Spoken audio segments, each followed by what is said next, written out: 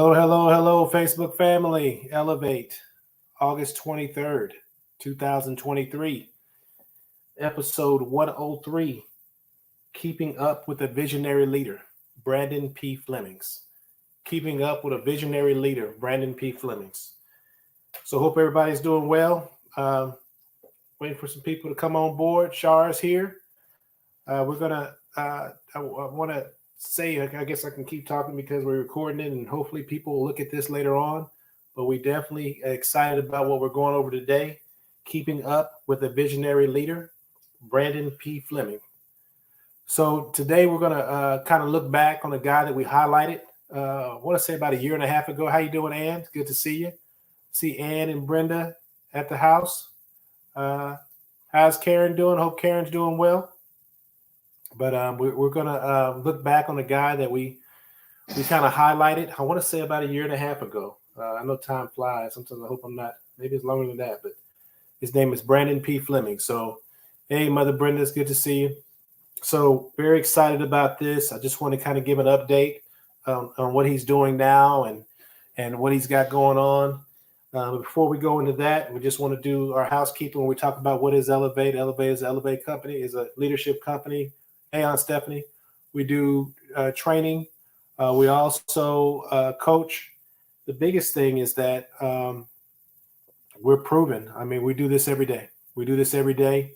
And I think that is, you can't put a price on that. I mean, you really cannot put a price on that. So let me click this real quick. So Elevate is an acronym, expectations, leadership. Karen's traveling around the world. Tamika's on, good to see you. But Elevate is an acronym, expectations, leadership, ethics, vision, attitude, temperaments, and effectiveness. And that's the course. If you say, hey, I just want to take a basic leadership course, we hit all those topics. And then a little bit about ourselves. Shar, she's a partner with me in this business. Hey, Mom and Dad, it's good to see you on. She's a partner in this business with me. And what she does is she brings a lot of experience also. She's been a project manager, and a business analyst. That's what she is now. And she also owns her own cupcake business. So she's been doing this cupcake business for 10, 11, 12 years. I don't know. I feel like I keep saying 10, and we've been doing this 2 years. So it's been a while. In fact, we sent some cookies and some brownies to my corporate office, and they were wowed again. They didn't even know she did cookies and brownies. We're just trying to find a way to get cupcakes, but the topping will melt if you just send the cupcakes. So she did cookies and brownies, and I got multiple calls about how delicious they are and all that. So maybe they'll keep me around a little longer because of the cookies and brownies. Yes, all these awesome people from order for shipping. Yeah. So anyway, I wonder how I can get that off there. I guess some on my screen is not going away. But let me see if I can do this. There we go. All right. So at the end of the day, I've been doing leadership for over 30 years, and it's been a journey, man. It's priceless. It's no way that I can explain in 30 minutes or 45 minutes what kind of experience it is to be challenged, to be pushed, to have goals, to have problems, to have opportunities, to go up, to go down, to go up, and to go down. I cannot express it. I don't have the words. Hey, Mr. Roundtree, I don't have the words to really tell you what you learn in that, but 30 years of it. And my biggest goal and I feel like is my purpose, my higher purpose is to share it, is to share those experiences. And we do it from a nonprofit side, and we do it for-profit side. So look at us. Aunt Stephanie said, yay, Shar. You see that? Said, yay, Shar. So very, very, Shar does her work. Hey, Daryl. Every time I see Daryl's name, hey, no problem. No problem you being late, man. You know I want to say something sarcastic. So I'm going to tell you a little bit about Daryl. So Daryl was the guy that hired me when I was 16 at Sonic. And Daryl was the guy. He was the guy that was the fastest, the best at everything. But Daryl was something else too. This is not on the script here. and I got to look at the time because I got some videos to play. But Daryl was not only the fastest at everything. Daryl can car hop fast. Daryl can make drinks fast. Daryl can make shakes fast. Daryl can answer switchboard fast. Daryl can cook fast, both sides of the kitchen. Daryl can do everything else fast. There was nothing. He could make the onion rings in the back fast. He could cut the lettuce fast. He could cut the onions fast. Nobody can beat Daryl. Am I lying, Daryl? Am I lying? Daryl was a bad man. Now, Daryl was also the towel king.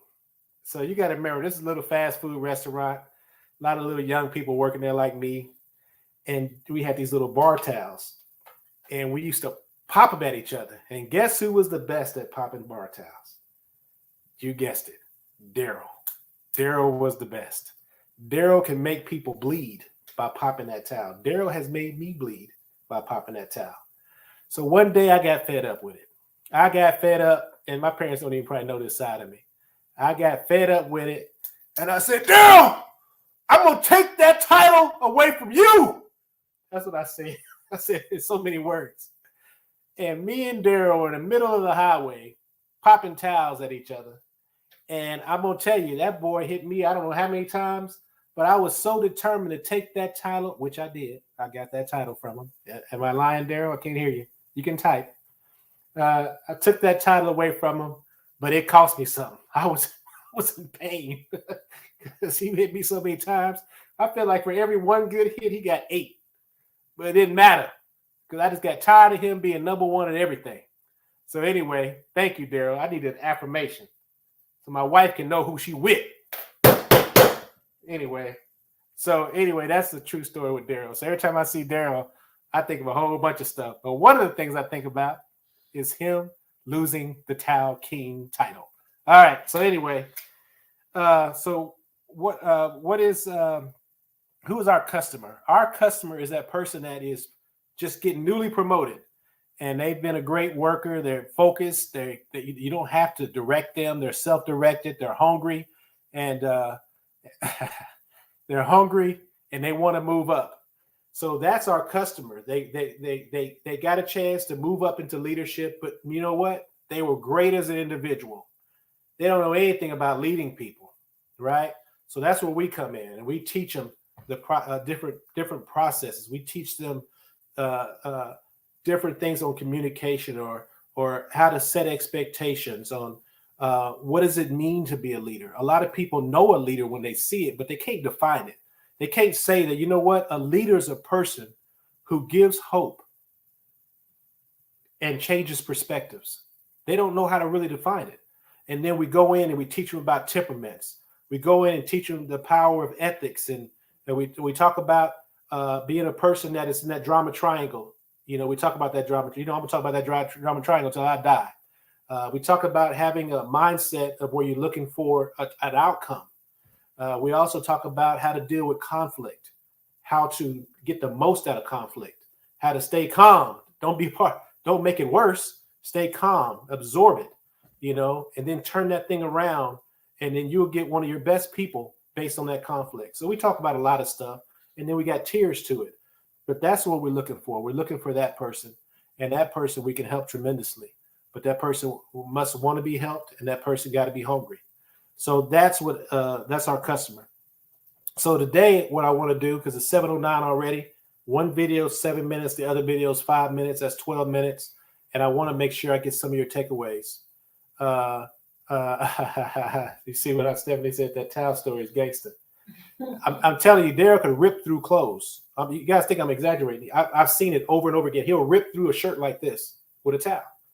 So anyway, he said, "Oh, there's more stories." Yeah, we can't share that on here. I'm a saved man. I don't know what you're doing, Daryl. I ain't talked to you in a while. I don't know, but I'm a saved man. I went to church this past Sunday. Anyway, so the video is about this guy named Brandon P. Fleming. And I don't want to go too much into it, but I want you guys to give me some takeaways. I am so proud of what he's doing. I am so proud of what he's doing. And I'm going to give you those that are not Black on this call, you know, Karen, and Karen's not on the call, but Ann and some others. I appreciate you guys because there's a lot of places you can go, and not listen to me on these calls on Wednesdays. But I also appreciate the fact that you guys listen to these kind of stories because these hit close to my heart. Because in our community, there's a lot of times we talk about what we're lacking, and we don't. A lot of times we don't talk about where we're conquering. And this guy is conquering. And I don't know about you guys. Aunt Stephanie says she's Asian, whatever. I don't know about you guys, but I'd rather hear about conquering than to hear about failing all the time, right? So this guy is conquering. So first, I'm going to share a video about who is Brandon P. Fleming, because I get it. Everybody doesn't know who he is, but this is a powerful. I should have brought my book up here. Man, I bought about 7-8 copies of his book, gave them away. I hadn't even read his book yet, but I've seen his story, and I'm very excited about his story, and he's doing things because this man is truly a visionary, and he's determined. So I'm going to play a quick video, and then afterwards, I want to just get your takeaways, what you got from it, and then I want to share what he's doing now. All right. So hopefully, this is where I get nervous, y'all. I got to click some buttons, and hopefully this video will play.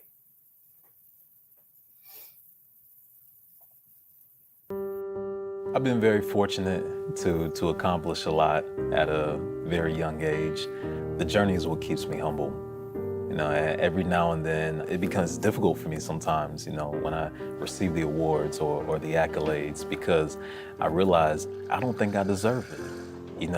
It's not that I deserve it, it's that I received unmerited favor from God. And every now and then I stop and just kind of look at my journey, and it just makes me extremely grateful, and it makes me feel compelled to pay it forward. I went through a lot as a child. I dealt with domestic abuse and violence and drugs, and that's kind of what my life entailed. And it created a very disgruntled young man, and that often manifested in school. I never cared about education. I hated teachers. I hated school. The only reason why I wanted to be there, honestly, was for basketball. Basketball definitely saved my life at that point, because if it weren't for basketball, I probably would have had no incentive to get my act together. Brandon's on-court success in high school led to a tryout at Division I Liberty University. However, a knee injury ended his collegiate hoop dreams before they could even begin. Without the sport that motivated him, Brandon dropped out of school and took a job working in a factory. I became depressed, and I found myself in a very vulnerable moment where I realized that I had ruined my life, and I didn't want it anymore. And so I actually tried to commit suicide. Woke up in a hospital bed, tubes attached to my arms, laying there looking at the ceiling with nobody around me. And that was a very defining moment for me, because I was at my lowest place in my life. And I remember laying on that bed, and I kind of just prayed to God, said, God, please, if you'll make a way for me to fix my life, I promise you, I won't take it for granted. His prayer was answered. Determined, Brandon re-enrolled at Liberty, pursuing a degree in English. But a lack of an academic foundation quickly caught up to him. I'm sitting in these classes now, listening to these professors using all this sophisticated rhetoric and jargon, and I'm trying to keep up, but I just simply can't. I made a life-changing decision. I went back to my dorm room, and I took my television, my PlayStation, every form of entertainment that I had. I actually took it and I sold it, and I used that money to buy books. And I locked myself in my room every single day, and I just read religiously. I read every book you can possibly think of, every subject you can possibly think of: philosophy, politics, humanities, the social sciences, history, and I just filled myself with knowledge and information, and I started to feel powerful. And it would be a campus group that would provide Brandon with an outlet for his newfound passion for learning. So I went to the Liberty University Debate Center, got plugged in with the debate team, and that's when I really started to find my voice. This turnaround inspired Brandon to pay it forward. He began tutoring at-risk youth in his community, and before long, their academic scores improved dramatically. People came and started asking me, like, Brent, how in the world did you get these kids to perform at such a rapid rate? And I told them, I taught them how to debate. The program's success caught the eye of famed educator Ron Clark. Clark hired Brandon to teach at his nationally recognized academy in Atlanta and to lead the debate team. Under his guidance, the team excelled, opening an opportunity for Brandon to become a faculty member for the distinguished Harvard Debate Council summer workshops. The program is designed to foster growth and encourage debate among students. While in Cambridge, Brandon reflected on how far he had come, but also the challenges others still face. I thought about myself, and I thought about my journey, and I thought about my life, and I thought about what I needed when I was young. And so I looked around me and I noticed that there weren't many students at the university that looked like me. And so I decided that I was going to do something about that. And so I actually came up with the idea to create a diversity pipeline program that would recruit, train, and feed students of color into the Harvard Debate Council's Summer Institute. But you have to listen and question. Listen and question, play with the backing of the university, Brandon launched the Harvard Debate Council Diversity Project in Atlanta. An inaugural class of 25 minority students kicked off the program. They met over the course of an academic year for rigorous training designed to prepare them to take part in the summer residential program at Harvard. But beyond that, this diversity project is helping these young scholars find their voice. You delivered that speech. Awesome job. A lot of minorities are not equipped to lead. But what does that mean? What do you need in order to be a leader? It's impossible to lead without the ability to persuade. It's impossible to persuade without the ability to reason. And it's impossible to reason without the ability to debate. And so by teaching these kids debate, we're equipping them with the tools that they need to be able to be agents of change. I think that they look up to him and they can actually see themselves through him and see that excellence is attainable. If he did it, they can do it. So I just think he's the perfect person for them to believe, and that's what they're doing in this program. For Brandon, the second chance God gave him now provides a first shot at success for minority youth. All of that failure was nothing but preparation for this moment right now, where it gives me the ambition and it gives me the determination, because when I look into the eyes of all these young people, I see myself. I see the young man that needed guidance. I see the young man that needed affirmation. I see the young man that just needed somebody to tell him, you can do it. Somebody to tell him, you're just as good. And so that's what we're telling these kids now. Not just these kids, but young black kids all over the world. They are just as good, they are just as talented, and it's up to us to create opportunities for them to show the world exactly that.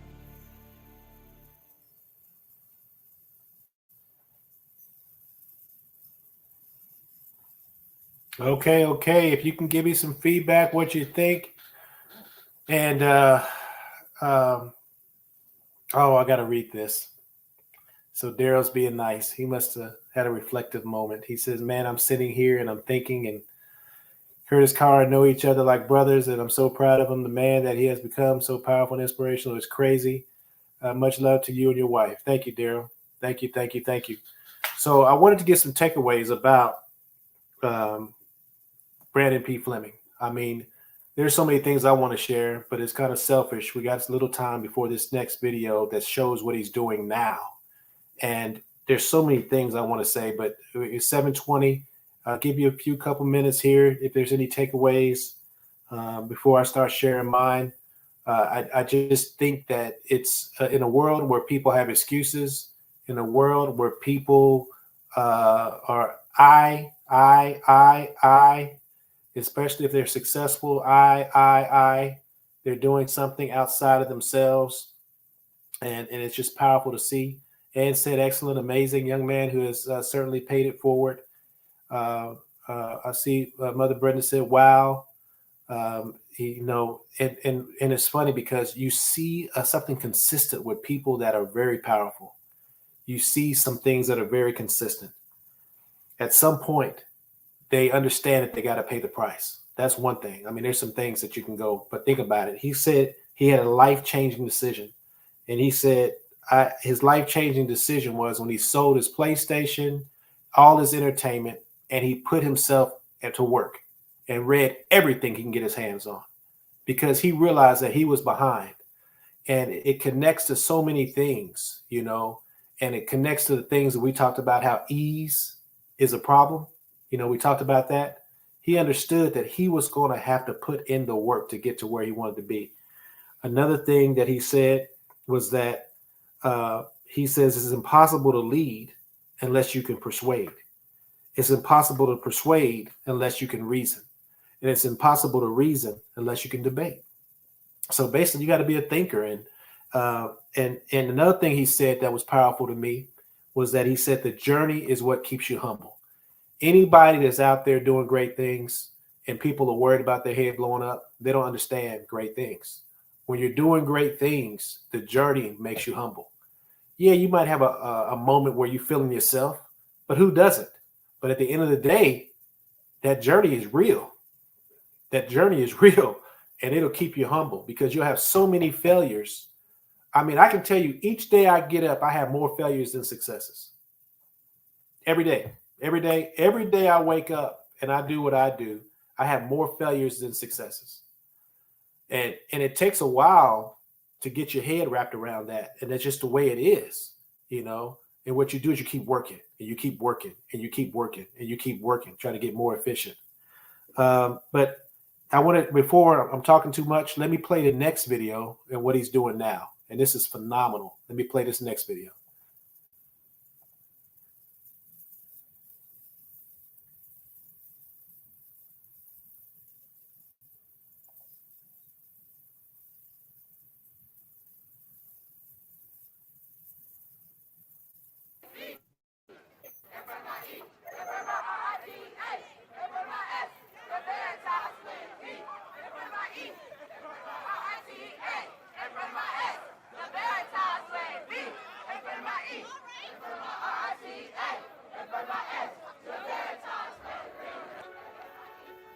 Many people did not expect us to go to Harvard and win one of the most prestigious academic competitions in the world.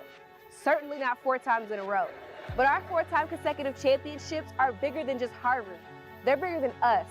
I want to share what that means for you and what that means for the rest of the world. For several years now, our history-making achievements have been lauded by Forbes, CNN, ABC, and so many others because we have shown the world what's possible when underserved youth are finally given access to the quality of education that they deserve. And because of our consistent results, our current funders, such as the Coca-Cola Foundation, the Chick-fil-A Foundation, the UPS Foundation, and investors like you, are all asking us the question, how are you going to scale the impact of this life-changing program to impact more students? And we are so excited to announce we finally have the answer for you.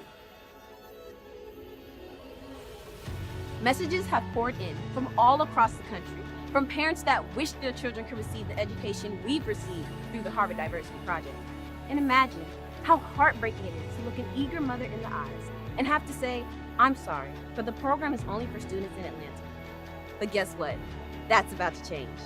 Yes, Atlanta is ranked one of the most unequal cities in America, but we are not alone. New York, New Orleans, Chicago, and so many other cities are suffering from a growing inequality gap. But the question is, who's gonna fix it? Well, we are, because the Harvard Diversity Project is evolving into the Veritas School of Social Sciences, which will be the first boarding school in America for multicultural people of color. And it can be found right here in the heart of downtown Atlanta in the beautiful Centennial Olympic Park. At the Harvard Diversity Project, we have proven that equity and access can and will level the playing field by closing the opportunity gap that creates socioeconomic disparities we see in America today. And now we've created a solution, not just for Atlanta, but for Black and brown children across the world. Access to high-quality education usually comes at a hefty price. So many people of color cannot financially afford the academic opportunities to level the playing field. And even if they can afford these prestigious schools, it might be at the cost of their emotional well-being, because no school exists that is specifically designed with their identity and culture in mind. That is, until now. We've asked ourselves this question: what skills, what opportunities, what resources does every student of color need in order to compete in college admissions, in the workforce, and beyond? We've answered this question. We've built programming around it. And because of it, we have already matriculated over 50 students into the most prestigious Ivy League and elite colleges and universities in the world. I want you to imagine one place, one school, where every resource, every program, and every opportunity that Black and brown children need in order to compete with students from across the world is provided at this one place, one institution.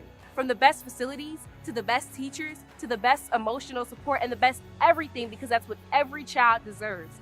Imagine being a mother or father and knowing that if you could just get your child into that school, they would be set for the rest of their life. Well, we are going to build that school. And when I say we, I mean me, you, and over 100 young scholars whose lives have already been changed by the Veritas Way. Together, we are going to build the Veritas School of Social Sciences, which we know will be the most equitable school in the world. Why start a school? Because we have to. When you've been given a gift and a privilege, it is your responsibility to use it to enrich the lives of others. We have a transformative curriculum, a proven model, and consistent and unprecedented results that have leveled the playing field for Black and brown children. Therefore, we have a responsibility to take this training and get it into the hands of as many people as possible. But we can't do it without you. That is why we are inviting you to join this movement to scale our impact by helping us build the most equitable school in America. A school that will serve as a quintessential model of education. A school where millions of teachers from all around the nation will travel to be trained, to be inspired, and to be equipped.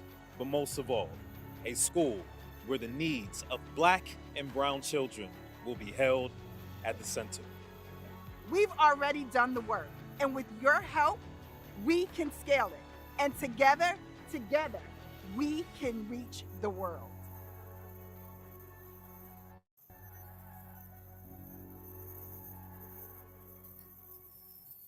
Oh man, you know I'm gonna give some money. I'm gonna tell you that right now. I don't know how much I'm gonna give, but I'm gonna make sure it's something substantial, and I'm gonna give some money.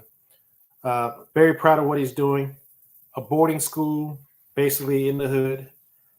They said because of our consistent results. There's so much stuff that was in there. It's hard not to just go off. But you know, I always think about people and how we have a focus on the wrong things. A lot of things can happen if you just win. If you win, people will get behind you. You know, people will get behind you. You just got to win. Once you start winning, people will support you, you know, because people like winners. It's that simple. So whenever I see somebody that's worried about this and that, I'm like, well, you have an option. You can either talk about it or you can win. And if you're winning, you will get support. Everybody likes winners. They said they have a transformative curriculum. They have a proven model, and they have consistent, unprecedented results. And that's why Coca-Cola and UPS and Chick-fil-A and all these other companies are supporting them, because of the results they're getting. If you want support, then win. It's real simple. And then until you win, keep fighting. It's that simple. So that's what I think about all the time. I think about all the challenges I have, and I think, you know what? If I would just focus and just keep winning, you can't help but get support. So I know it's 7:30. Ann said, what I noticed is how well-spoken those young people are. They will appeal to a wide range of audiences. Good for them. And if you go and dig deeper, they're already doing some consulting for some companies. They want to hear what young people think. I think that at the end of the day, we'll be doing another follow-up probably a year from now and seeing what they accomplished. But I know that I am super excited to see that there's somebody out there, and I think there will always be visionary leaders. I just hope I can keep up with them and share them on this broadcast. So appreciate it, Mr. Roundtree. 7:30. Remember our little slogan, be intentional, focus on growth, and elevate now. Thank you. You guys, please like and share. Please like and share. Aunt Stephanie said, awesome person, amazing work. You guys have a good one.